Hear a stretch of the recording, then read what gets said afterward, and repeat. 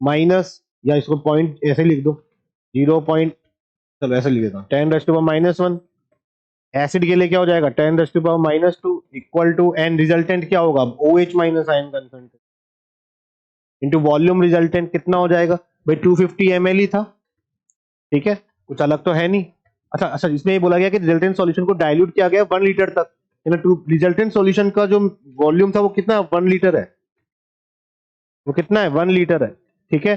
तो OH minus ion concentration हम देखें, यहां से हम 10⁻⁻2 कॉमन लेंगे, क्या आ जाएगा 10⁻1 equal to OH minus ion concentration.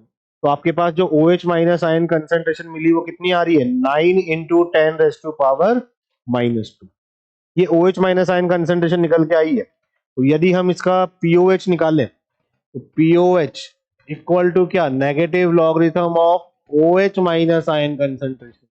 तो POH इक्वल टू क्या नेगेटिव लॉगरिथम ऑफ 9 इंटू 10⁻⁻2, यानी 2 माइनस लॉग 9, ठीक है। और log 9 की बात करें तो इसको आप 3 स्क्वायर लिख सकते हैं, 2 log 3 लिख सकते हैं। log 3 की वैल्यू 0.4771 होती है, तो अप्रोक्सीमेट माने तो करीब करीब कितना आएगा 0.95 आएगा, तो कितना आ जाएगा 1.05। तो पीओएच यदि इतना निकल के आ रहा है तो पीएच क्या होगा 14 माइनस पीओएच, तो पीएच इक्वल टू क्या आ गया 14 माइनस 1.05, कितना आ जाएगा, ये आ गया आपका 12.95।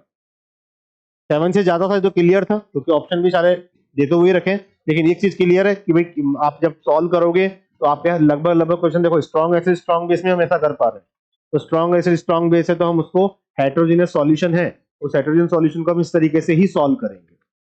ठीक है,